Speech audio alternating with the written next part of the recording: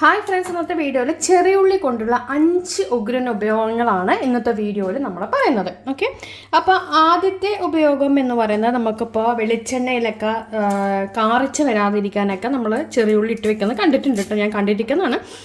പക്ഷേ ഞാൻ ഇടുന്നത് കുരുമുളക് ആണ് ഇടുക. കുരുമുളകില്ലേ, അതിൻ്റെ ആ ഒരു ഇതാണ് ഞാൻ വെളിച്ചെണ്ണ കാറിച്ച് വരാതിരിക്കാനായിട്ട് ഇടുക. ചിലവർ ചെറിയുള്ളി ഇടാറുണ്ട്, പക്ഷേ ചെറിയുള്ളി ഇടുമ്പോൾ ചെറിയുള്ളിയുടെ ചെറിയൊരു മണം ഉണ്ടാവും, പക്ഷേ വെളിച്ചെണ്ണ കേടി വരില്ല. ഓക്കെ, അപ്പം അങ്ങനെ ഒരു ഉപയോഗം ഇതിനുണ്ട്. അടുത്തതെന്ന് പറയുന്നത് നമ്മുടെയൊക്കെ തലയിൽ ഞാൻ ചെറുപ്പത്തിലൊക്കെ നമുക്കിങ്ങനെ വട്ടച്ചോറി പോലെ മുടിയിൽ ഇങ്ങനെ മുടി പോവും വട്ടത്തിൽ. അതിൻ്റെ പേരെനിക്ക് എക്സാക്റ്റ് അറിയില്ല. അപ്പോൾ ഇങ്ങനെ തലയുടെ പല ഭാഗങ്ങളിലായിട്ട് ചെറുതായിട്ടൊരു കോയിൻസ് പോലെ അങ്ങനെ പോവും.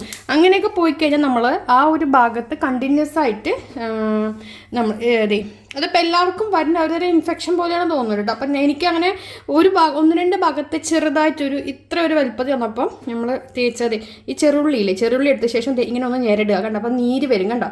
ഈ നീര് ആ ഒരു ഭാഗത്ത് നമ്മൾ ഇങ്ങനെ ഒന്ന് ഡെയിലി തേച്ച് കൊടുക്കാം കേട്ടോ. ഡെയിലി നമ്മൾ ചെയ്തെടുക്കുക.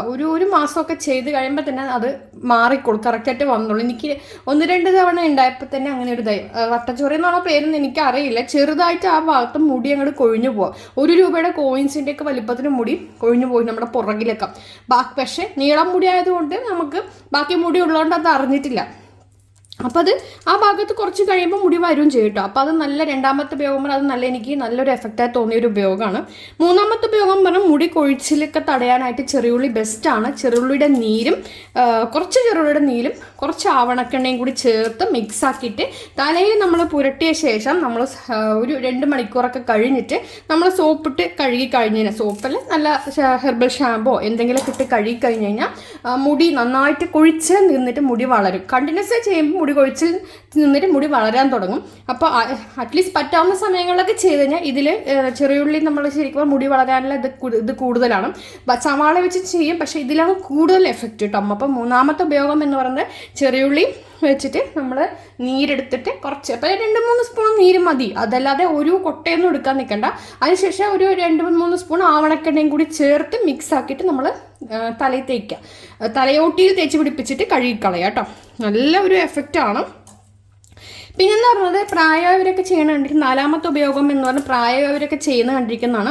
ഈ പൈൽസ് പോലുള്ള സംഭവങ്ങളുള്ളവർ ചെറിയുള്ളിയില്ലേ ഒരു 5-6 ചെറിയുള്ളി എടുക്കുക, എന്നിട്ട് നെയ്യിൽ മൂപ്പിച്ച ശേഷം രാത്രി കിടക്കാൻ നേരത്ത് കഴിക്കുന്നത് കണ്ടിട്ടുണ്ട്. അത് പൈൽസൊക്കെ ഒന്ന് കുറഞ്ഞ് ശമനം കിട്ടാനൊക്കെ നല്ലതാണെന്ന് പറഞ്ഞു കേട്ടിട്ട് അവരൊക്കെ കഴിക്കുന്ന കണ്ടിട്ടുണ്ട്. അപ്പോൾ അത് സൈഡ് എഫക്റ്റുകളൊന്നും ഇല്ലാത്ത ഒന്ന് 4-5 ഇതൊക്കെ എടുത്തിട്ട് ഒരു 4-5 കുഞ്ഞുള്ളി എടുക്കുക. അതിനുശേഷം നെയ്യിൽ ചെറുതായി ഒന്ന് വാട്ടിയെടുത്തിട്ട് രാത്രി കിടക്കാൻ നേരത്ത് കഴിച്ചു കഴിഞ്ഞാൽ നമുക്ക് പൾസിൻ്റെ പ്രോബ്ലംസ് ഉള്ളവർക്കൊക്കെ ഒരു ആശ്വാസം കിട്ടും കേട്ടോ. പിന്നെ 5ാമതെന്ന് പറയുന്നത് കുട്ടികൾക്കൊക്കെ സാധാരണ ഇല്ല, അതായത് ഇപ്പോൾ സ്കൂളിൽ പോകുന്ന കുട്ടികൾക്കൊക്കെ കേട്ടോ. ഇപ്പോൾ 1-ാം ക്ലാസ് 2-ാം ക്ലാസ്സൊക്കെ പോകുന്ന ഒരു 5 വയസ്സിന് മേപ്പിട്ടുള്ള കുട്ടികളുടെ കാര്യമാണ് ഞാൻ പറയുന്നത്. അവർക്കൊക്കെ ജലദോഷം ഇപ്പോൾ വലിയവർക്കും ഇപ്പം ഞാനും ചെയ്യാറുള്ളതാണ്. അപ്പോൾ അതായത് ജലദോഷം വന്നു കഴിഞ്ഞാൽ നമ്മൾ ചെറുള്ളി മിക്സിയിലടിച്ച് നീരും അതുപോലെ തന്നെ പനിക്കൂർക്കയുടെ ഇലയുടെ നീരും തേനും കൂടി ചേർത്ത് രാവിലെ ഏതെങ്കിലും ഒരു നേരം ഡെയിലി, വലിയവരാണെങ്കിൽ 2-3 നേരം എടുക്കണേ, കുട്ടികൾക്കാണെങ്കിൽ 1 നേരം കൊടുത്താൽ മതി. എല്ലാം കൂടി 1 സ്പൂണാക്കിയിട്ട് കൊടുത്തു കഴിഞ്ഞാൽ ചുമയ്ക്ക് ഭയങ്കര നല്ലതെന്ന് പറഞ്ഞിട്ട് ഇവിടെ പിള്ളേർക്കൊക്കെ ചുമ വരുമ്പോൾ നമ്മൾ ചെയ്യാറുള്ള കാര്യമാണ് ഈ ചെറുള്ളിയുടെ നീരും. പിന്നെ നീര് പറഞ്ഞാൽ കുറേ ജ്യൂസൊന്നും എടുക്കേണ്ട ആവശ്യമില്ല, ഒരു 1/2 സ്പൂൺ നീര് മതി കേട്ടോ. പിന്നെ അതിലേക്ക് ഒരു 1/2 സ്പൂൺ തേന്, അതേപോലെ തന്നെ പനിക്കൂർക്ക ഇല ഉണ്ടെങ്കിൽ അതില്ലെങ്കിൽ കുഴപ്പമൊന്നുമില്ല. പനിക്കൂർക്ക ഇലയുടെ നീര്, ഇത് 3 കൂടി സമാസമം ചേർത്ത് നന്നായി മിക്സാക്കിയ ശേഷം കുട്ടികൾക്ക് കൊടുക്കാം.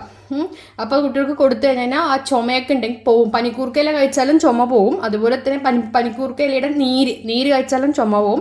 ഈ ചെറുള്ളി കൂടി ചേർത്ത് കഴിക്കുമ്പോൾ ഈ ചുമ പെട്ടെന്ന് മാറും. കുറേയൊക്കെ കുട്ടികൾക്കൊക്കെ വലിയവർക്കാണെങ്കിലും കേട്ടോ, ഞാനൊക്കെ ചെയ്യാറുള്ളതാണ്. ചില സമയം പനി വന്ന് മാറിക്കാൻ ചുമ മാസങ്ങളോളം നിൽക്കാറുണ്ട്. അപ്പോൾ ഇത് തുടക്കത്തിൽ തന്നെ ചെയ്ത് നല്ല എഫക്റ്റ് ആയിരിക്കും കേട്ടോ. അപ്പോൾ ഇതാണ് 5 ഉപയോഗങ്ങൾ. വീഡിയോ ഇഷ്ടത്തിന് ഷെയർ ചെയ്യാൻ എല്ലാവരും ചെയ്ത് നോക്കാം. താങ്ക്